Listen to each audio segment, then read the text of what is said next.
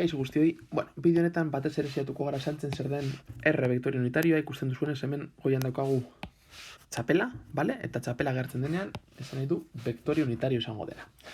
Bale, alde batetik, zergaitia. Zergaitik nahi dugu ikasi zer den vektorio unitarioa. Fijatzen bazarete, eremu elektrikoaren ekuazioan, hemen norabide eta noranzko adierazteko badaukagu R vektorio unitarioa. Eta irudian adieraztea askotan ez da zaila, baina matematikoki horrekin lan egitea ez da zaila, baina edo oso argi daukazu, edo agian beldurra moten du. Beraz, bideo honen helburua da nolabait beldur horreri aurre egitea. Jarri dugu adibide oso erraz bat, daukagu hemen ardatz kartesiarrak, erdian jarri dugu jarri dugu karga positibo bat, eta galdetzen digute eremua kalkulatzeko puntuanetan. Jarri dut hau adibide bezala R hau kalkulatzeko. Oso ondo ezberdindu behar duguna, izango da, R vektorea izango da, gure karga eta kalkulatu nahi dugun puntua lotzen dituen, vektorea. Hau izango da, R gezia. Beraz, nahiko dugu bideo honetan ezberdintzea alde batetik R gezia, beste alde batetik R ezer gabe, eta azkenik R txapela. Hau izango da vektore bat, hau izango da modulo bat, eta hau vektore unitario.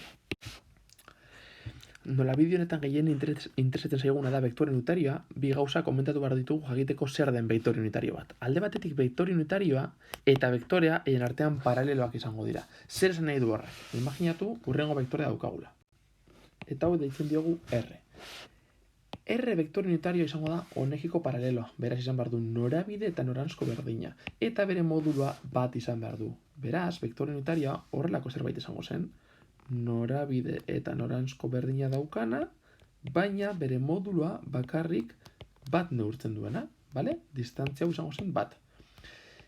Hau guztia, distantzia hau vektore handiaren luzera honi deituko diogu bere modulua. Hau da, honen luzerari deituko diogu modulua. Eta modulua adierazteko R jartzen dugu. R ezer gabe. Eta gogoratu mesedez, R ezer gabe honen sinonimoa dela.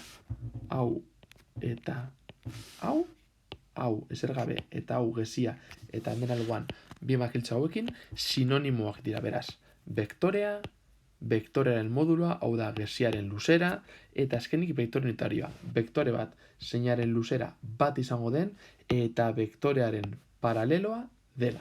Orain, hau guztia oso polita da, kolorintxuz, dena ulertzen dugu, orain matematika sartu behar ditugu.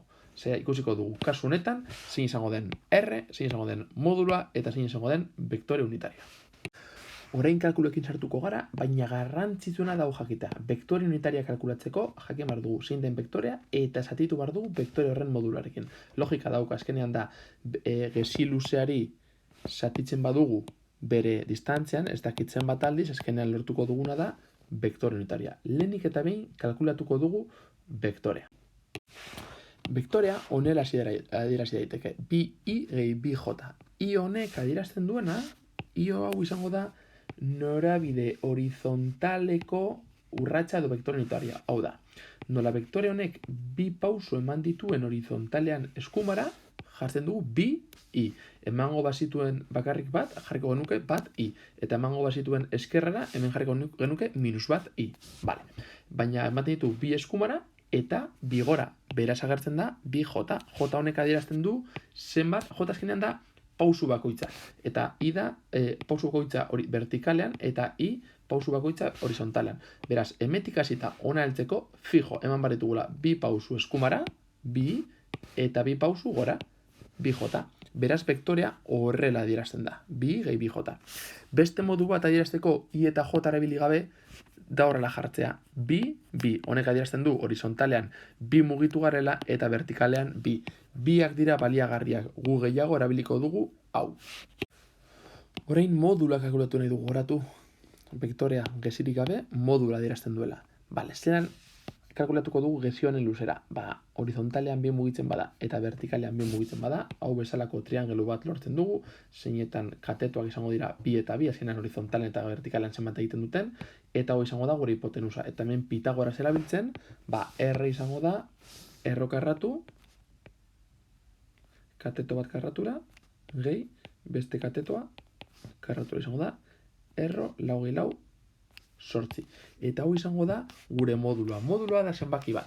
Vektorea ez da zenbaki bat, da zenbaki bat vektore unitarioarekin edo parentesi batzuk bi zenbakirekin gutxienez. Ikusten dugunez ja ezberdintasuna. Vektore bat parentesiekin edo i eta j-rekin eta modulua zenbaki bat bakarrik.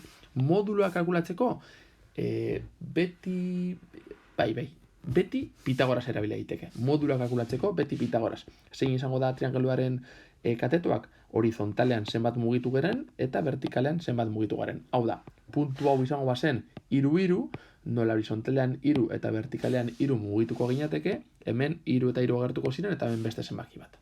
Eta daukagu R vektorea eta R modula. R vektorea eta R modula. Beraz, vektore unitarioa kalkulatu dezakegu.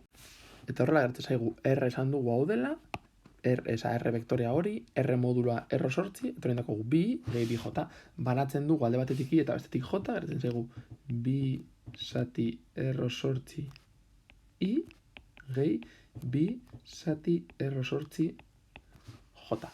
Hau izan ziteken ja maitza, matematikoki hau normalizatu behar da, behan erroak ditukolako, horretan ez gara sartuko, baina beste modu bat hau adierazteko baita ere, izango zen, edo, jarriko dugu, edo, baita ere, parentesiak erabilita, bi zati erro sortzi, bi zati erro sortzi.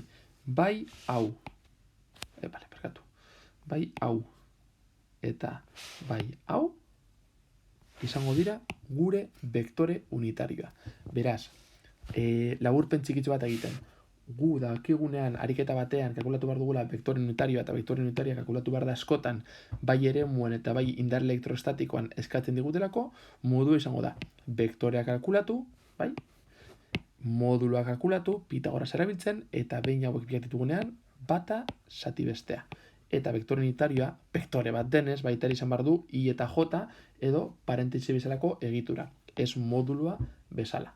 Hurrengo bideoan saiatuko gara elkartzen aurreko bi bideoetan gainesarmen vektoriala eta vektore unitarioan ikusitakoa zelan landu dezakegun ariketa batean.